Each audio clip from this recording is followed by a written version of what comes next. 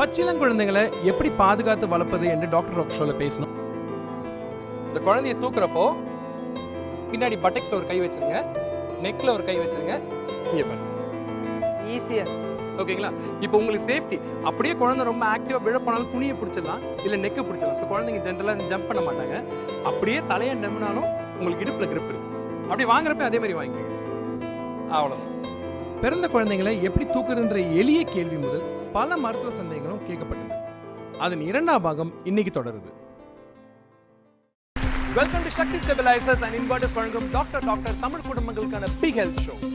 நம்ம டாக்டர் ஷோல ஒவ்வொரு வாரமும் ஒவ்வொரு எபிசோட ரொம்ப அழகா எடுத்து நல்லா டிஸ்கஸ் பண்ணி அந்த ப்ராப்ளம்ல என்னென்ன வரலாம், அந்த ப்ராப்ளம்க்கு என்னென்ன சொல்யூஷன்ஸ் அப்படின்றத நம்ம அழகா பேசிட்டு இருக்கோம் ஒவ்வொரு வாரமும். இந்த வாரமும் ஒரு அழகான டாபிக்கோட உங்ககிட்ட வந்திருக்கேன், டாக்டர் தனசேகர். நம்ம ஆடியன்ஸ் கையில் இருக்கவங்களெல்லாம் பார்த்தீங்கனாலே உங்களுக்கு தெரியும் இந்த வாரம் எதை பற்றி பேச போகிறோம் அப்படின்னு. குழந்தை பிறந்ததுலேருந்து 6 மாதம் வரைக்கும் குழந்தைங்களை எப்படியெல்லாம் பராமரிக்கலாம், என்னென்ன பிரச்சனைகள் அந்த குழந்தைங்களுக்கு வரலாம், என்னென்ன செய்யலாம், என்னென்ன செய்யக்கூடாது அப்படின்றத இன்னைக்கு எபிசோடில் பேச போகிறோம். குழந்தை வளர்க்குறது ஒரு கலை. நான் என்னுடைய கிளினிக்கில் பார்க்குறப்பே நிறைய பேஷண்ட்ஸ் அவங்களோட குழந்தைங்களை கூட்டிகிட்டு வரப்போ இந்த குழந்தைக்கு இது பண்ணலாமா, அது செய்யலாமா, எப்படி தூக்கணும், என்ன செய்யணும், நிறைய கேள்விகள், நிறைய குழப்பங்கள். இந்த குழப்பங்களுக்கெல்லாம் என்னென்ன பதில்கள் இருக்கு, அவங்க சந்தேகங்களுக்கெல்லாம் என்னென்ன தீர்வு இருக்குன்றது தான் இன்னைக்கு ஷோல பேச போறோம். குழந்தையோட மூளை வளர்ச்சி மற்றும் புலன்கள் உடம்புக்குள்ள எப்படி நடக்குது, அந்த மாற்றங்கள், அந்த பிசியாலஜியை கொஞ்சம் சொல்ல முடியுங்களா? பேபி வந்து உங்க வயிற்றுக்குள்ள இருக்கும்போது இருந்தே எம்ஆர்ஐ ஸ்கேனுன்னு ஒன்று இருக்கு. அதை வச்சு பார்த்து எந்த மாதிரி டெவலப் ஆகுது பிரெயின், அதுக்கப்புறம் பிறந்த அப்புறமும் ஸ்கேன் கண்டினியூஸா 1 வார குழந்தை, 2 வார குழந்தை, 4 வார குழந்தை பார்த்துப்போ நமக்கு என்ன தெரிஞ்சது, அதுல இருந்து என்ன தெரிஞ்சதுன்னா ஏன் இப்படி டெவலப் ஆகுது, ஏன் ஃபர்ஸ்ட் வந்து நமக்கு ஹியரிங் கேட்குது. ஹியரிங் வந்து பேபிஸ் கேன் ஹியர், அந்த காதுக்கு நல்லா கேட்கும், உங்கள் வயிற்றுக்குள்ளே இருக்கும்போது நல்லா கேட்கும். ஸோ முதல்ல வந்து எல்லாமே மேலே இருக்கிற எல்லாமே ஃபர்ஸ்ட் டெவலப் ஆகும். அதனால தான் நம்மளால் கேட்க முடியுது, பேபியால் கேட்க முடியுது, ஃபீல் பண்ண முடியுது, அப்புறம் பார்க்க முடியுது. அதுக்கப்புறம் சத்தம் வரும். நீங்கள் பேசுனீங்கன்னா ஒரு 3 மாதத்துலேயே வந்து கூன்னு பேபி சத்தம் வரும். ஸோ ஸ்பீச் வரும், அது ரெஸ்பாண்ட் பண்ணது வரும். ஸோ அதுக்கப்புறம் உட்காறது, தலை நிற்கிறது, உட்காறது, நடக்கிறதுலாம் அதுக்கப்புறம் வரும். ஸோ இதை சயின்டிஃபிக்காக ஆன்சர் பண்ணணும்னா செஃபலோகார்டல் டிஸ்ட்ரிபியூஷன், அதனால தான் மெயினாக. ஸோ முதல்ல என்ன மேலே இருக்கோ அதெல்லாம் டெவலப் ஆகிட்டு அப்புறம் கீழே இருக்கிறதுலாம் வருது. ஸ்மெல்ல கண்டுபிடிக்கும். அந்த சென்சஸ் வந்து ரொம்ப நல்லா டெவலப் ஆயிருக்கும் சைல்ட்ல. வாசனை அறியும் திறன் ஏன் அந்த குழந்தைக்கு அந்த வயசுலயே அவ்வளோ ஷார்ப்பா இருக்கு, எப்படி தெரியுது? அதுதான் இயற்கை. அது மட்டும் இல்லைன்னா பிரஸ்ட் மில்கோடைய ஸ்மெல்லே சைல்டுக்கு தெரியாது.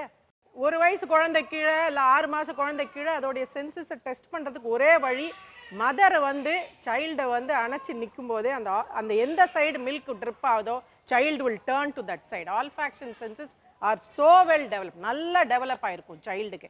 பட் அந்த ஆக்டிவேஷன், அந்த மூளை ஆக்டிவேட் பண்றதுக்கு ஏதாவது ஃபேக்டர்ஸ் இருக்குங்களா? 6 மாசத்துல வந்து எதனால மூளை வந்து அவ்வளவு வேகமா செயல்படுது? ஆடியோ விஷுவல் தான். அப்பா அப்படின்னு பார்த்து சொல்லி கொடுத்த உடனே அது மைண்ட்ல இம்ப்ரிண்ட் ஆகுது. இப்போ நெக்ஸ்ட் டைம் அப்பா எங்க, அப்பா யாருன்னா திரும்பி பார்க்குற அளவுக்கு அவங்களுக்கு தெரியுது.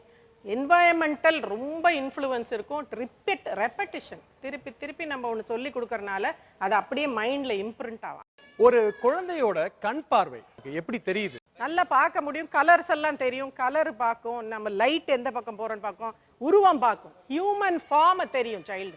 எவ்வளவு தூரத்துல இருக்க பொருட்களை அவங்களால பார்க்க முடியும்? ஒரு 3 மாத குழந்தை சுமார் 8 to 12 inches இருப்பாங்க இல்லைங்களா? இவ்வளவு தூரம் வரைக்கும் பார்க்க முடியும் கிளியரா. பிளட் அவ்வளவுதான் பிளட். சில குழந்தைங்க பார்த்தீங்கன்னா ஹெட்டை எடுத்தோடனே என்னோட கவுனை கெட்டியாக பிடிச்சிக்கணும், அவ்வளோ கிரிப்பிங். நான் எடுத்துட்டு பாரு கொடுக்க முடியாது. எனக்கு சிரிப்பாக வரும், பாரு சரியான சுட்டி இது அப்படின்ட்டு. குழந்தை டெலிவரி ஆனோடனே கவுனை பிடிச்சிக்குது, இதை பிடிச்சிக்குன்னு சொல்கிறாங்களே, அது கிராஸ்ப் ரிஃப்ளெக்ஸ்னு பேர். கிராஸ்ப் ரிஃப்ளெக்ஸ் இப்படி பிடிச்சிக்கும். நம்ம யாராவது வீட்டில் குழந்தை பிறந்தோடனே வந்து பணம் கொடுப்பாங்க, கப்டின்னு பிடிச்சிக்கும். அது பேர் கிராஸ்ப் ரிஃப்ளெக்ஸ்னு பேர். அது வந்து நீங்கள் சொல்ல ஐம்புலன்கள் டெவலப்மெண்ட். அது பிறந்த உடனே குழந்தை நல்லா வீல்னு கத்தணும், அதுதான் ஃபஸ்ட்டு. அது கத்தலைன்னா அதுக்கு ப்ராப்ளம் இருக்குன்னு அர்த்தம். இன்னொன்று என்னென்னா, குழந்தை பிறந்த உடனே அம்மா வந்து அந்த நிப்பில் வந்து இங்கே சீக்கில் டச் பண்ணுவாங்க, ரூட்டிங் ரிஃப்ளெக்ஸ்னு பேர். அது அப்படியே திரும்பி பிடிச்சிக்கும். இதெல்லாம் வந்து நீங்கள் சொல்கிற ஐம்புலன்கள் டெவலப்மெண்ட் முதல்லேருந்து அப்படியே மெதுவாக வரும்.